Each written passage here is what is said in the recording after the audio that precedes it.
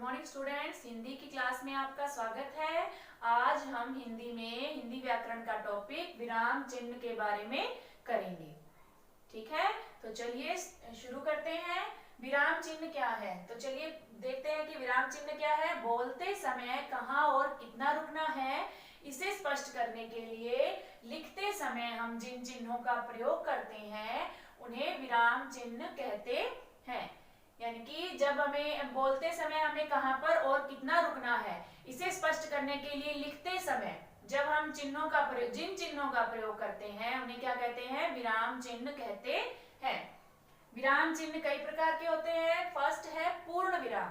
पूर्ण विराम का साइन है, देखिए ये जो है एक डंडा, ये क्या है? पूर्ण विराम का साइन है।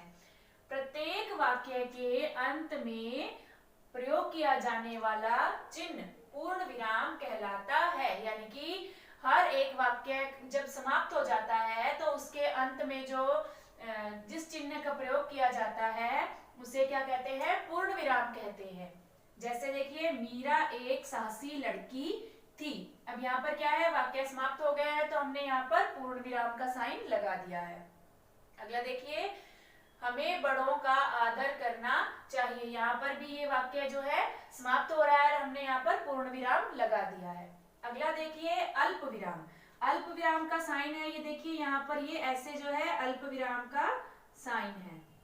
ठीक है, अब देखिए अल्प विराम का प्रयोग हम कब करते हैं? जब दो या दो से अधिक शब्दों या वाक्यों को अलग करने के लिए हम थोड़ा सा इनकी अलग करते समय हम थोड़ा सा रुकते हैं, तब किसका प्रयोग करते हैं? अल्प विराम का प्रयोग करते हैं। कब करते हैं अल्प विराम का प्रयोग? दो या दो से अधिक शब्दों या वाक्यों को अलग करते समय जब हम थोड़ा सा रुकते हैं तो हम कौन से चिन्ह का प्रयोग करते हैं? अल्प विराम का प्रयोग करते हैं। जैसे देखिए, मीना, शीना और राहुल अच्छे दोस्त थे। तो यहाँ पर मीना और शीना दो शब्द, इनको अलग करने के लिए हमने क्या किया? यहाँ पर अल्प विराम का प्रयोग किया है। जल्दी करो नहीं तो बस चली जाएगी। अब यहाँ पर दो वाक्य है, जल्दी करो नहीं तो बस चली जाएगी।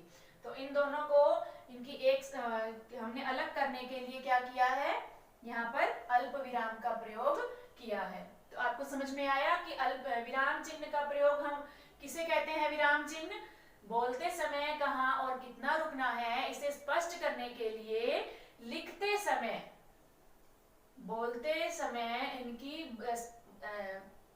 बोलते समय कहाँ और कितना रुकना है, इसे स्पष्ट करने के लिए लिखते समय जिन चिन्हों का हम प्रयोग करते हैं उन्हें क्या कहते हैं? विराम चिन्ह कहते हैं। और विराम चिन्ह कई प्रकार के होते हैं, जिसमें पहला है पूर्ण विराम, दूसरा है अल्प विराम।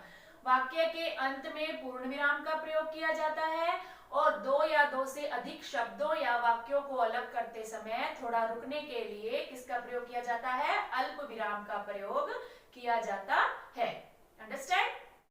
अगला विराम चिन्ह है प्रश्नवाचक। प्रश्नवाचक का साइन देखिए कैसे है, ये इस तरह से है प्रश्नवाचक का साइन। ठीक है, प्रश्न पूछे जाने पर वाक्य के अंत में प्रश्नवाचक चिन्ह लगाया जाता है।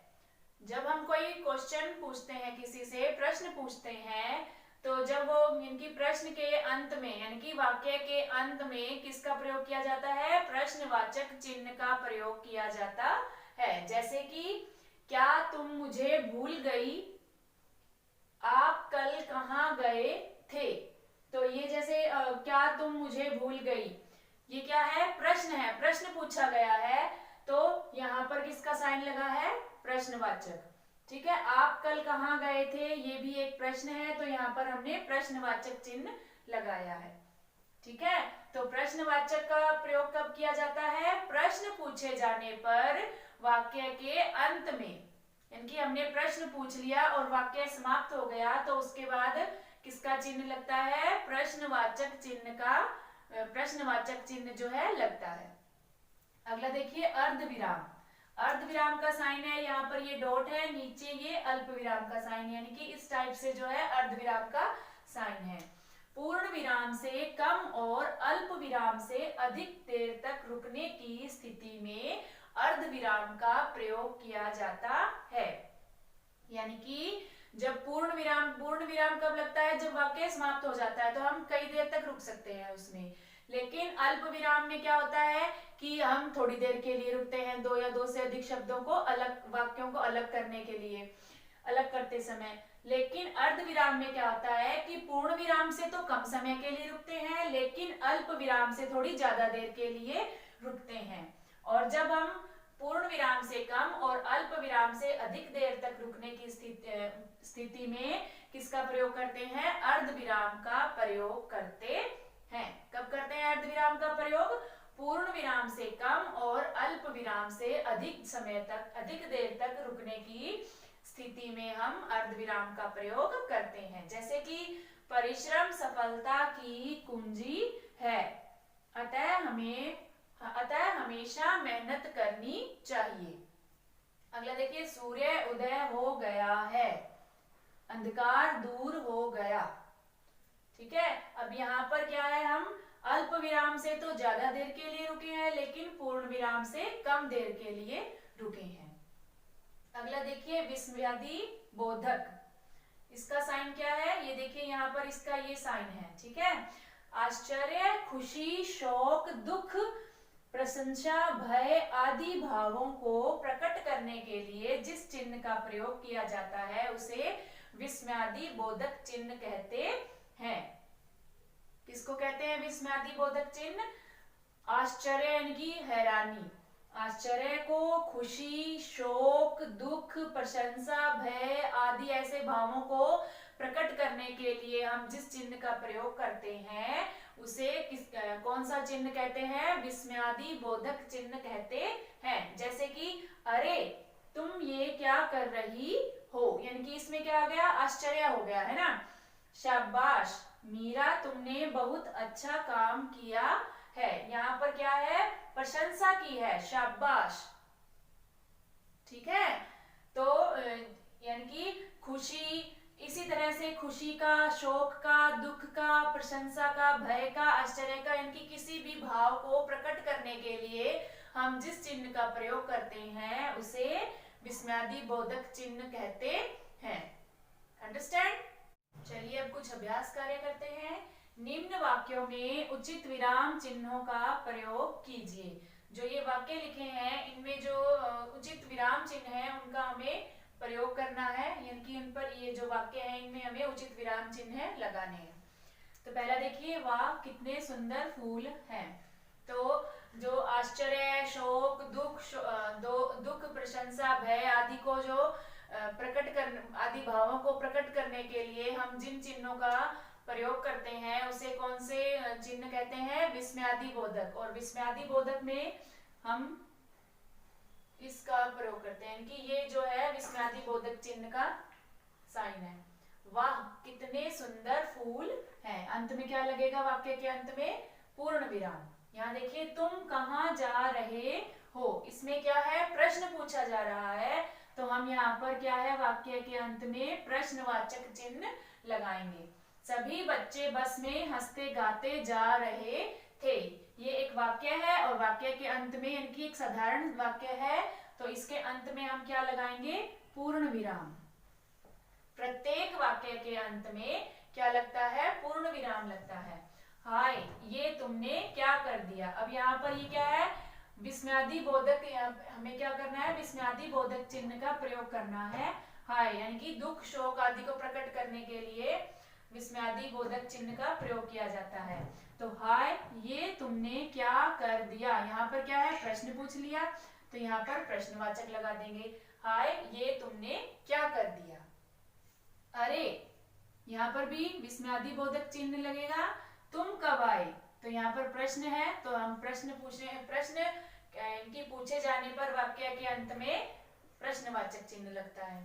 दरवाजे पर कौन है, ये क्या है? प्रश्न पूछा जा रहा है, तो हम यहाँ पर प्रश्नवाचक चिन्ह का प्रयोग करेंगे। अंडरस्टैंड? चलिए अगला प्रश्न करते हैं। निम्न चिन्हों का प्रयोग करते हुए एक एक वाक्य लिखिए।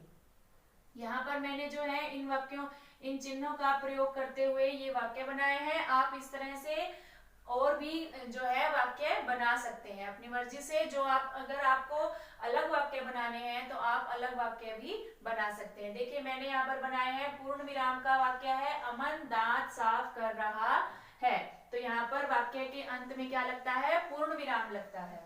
अगला देखिए अल्प विराम, शीना रिया और अंकुर बाजार जा रहे हैं, ये अल्प विराम का वाक्य है। यहाँ पर दो शब्दों को अलग करते हुए अल्प विराम का प्रयोग किया गया है। अगला देखिए अर्ध विराम, जल्दी करो अन्यथा बस निकल जाएगी, ये अर्ध विराम का वाक्य है, अर्ध विराम चिन्ह का, जल्दी करो अन्यथा बस निकल जाएगी।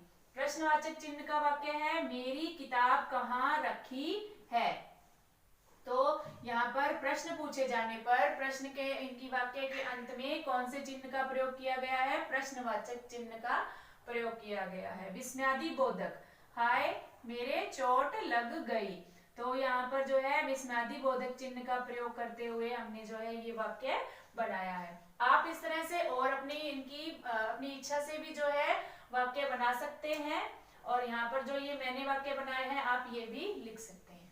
अंडरस्टैंड। चलिए अगला प्रश्न देखिए, दिए गए वाक्यों में आए विराम चिन्हों का नाम लिखिए और बताइए कि इनका प्रयोग कब किया जाता है। पहला देखिए, क्या तुम कल बाजार जाओगे, इसमें कौन से चिन्ह का प्रयोग किया गया है, इसमें जो है प्रश्नवाचक चिन्ह का प्रयोग किया गया है, और इसका प्रयोग कब किया जाता है, प्रश्न पूछे जाने पर वाक्य के अंत में प्रश्नवाचक चिन्ह लगता है। कब लगता है प्रश्नवाचक चिन्ह, प्रश्न पूछे जाने पर वाक्य के अंत में प्रश्नवाचक चिन्ह लगता है। अगला देखिए, वह कितना सुंदर घर है, इसमें जो है कौन से चिन्ह का प्रयोग किया गया है, विस्मयादि बोधक, कौन से चिन्ह का, विस्मयादि बोधक, और इसका प्रयोग कब किया जाता है, आश्चर्य खुशी शोक दुख प्रशंसा भय आदि भावों को प्रकट करने के लिए इस चिन्ह का प्रयोग किया जाता है। कब किया जाता है इस चिन्ह का प्रयोग, आश्चर्य खुशी शोक दुख प्रशंसा भय आदि भावों को प्रकट करने के लिए इस चिन्ह का प्रयोग किया जाता है। अगला देखिए, मैं अब ठीक हूं, मैं अब ठीक हूं, इस वाक्य में कौन से चिन्ह का प्रयोग किया गया है, पूर्ण विराम का। यहाँ पर देखिए किसका प्रयोग किया गया है, पूर्ण विराम का प्रयोग किया गया है, और इसका प्रयोग वाक्य के अंत में किया जाता है। पूर्ण विराम का प्रयोग कब किया जाता है, वाक्य के अंत में किया जाता है। अंडरस्टैंड। अगला वाक्य है, राधा मीना और लक्ष्य स्कूल जा रहे हैं, इस वाक्य में कौन से चिन्ह का प्रयोग किया गया है, अल्प विराम का। किसका प्रयोग किया गया है, अल्प विराम का प्रयोग किया गया है। और अल्प विराम का प्रयोग कब करते हैं, दो या दो से अधिक शब्दों या वाक्यों को अलग करते समय थोड़ा रुकने के लिए इस चिन्ह का प्रयोग किया जाता है। कब किया जाता है, दो या दो से अधिक शब्दों या वाक्यों को अलग करते समय थोड़ा रुकने के लिए इस चिन्ह का प्रयोग किया जाता है।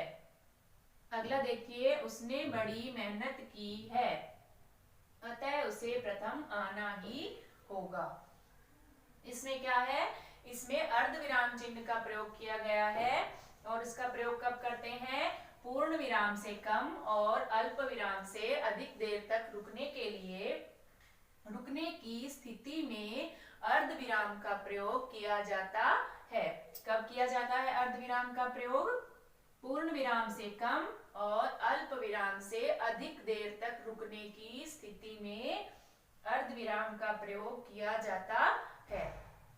अंडरस्टैंड डियर स्टूडेंट्स, मैं आशा करती हूँ कि जो भी मैंने विराम चिन्ह के बारे में आप सबको समझाया है वो आपको अच्छे से समझ में आ गया होगा। और ये वर्क जो है आपको अपनी डिस्कवरिंग और माय ऑब्जर्वेशन दोनों बुक्स में करना है, ये आपका होमवर्क है। Thank you.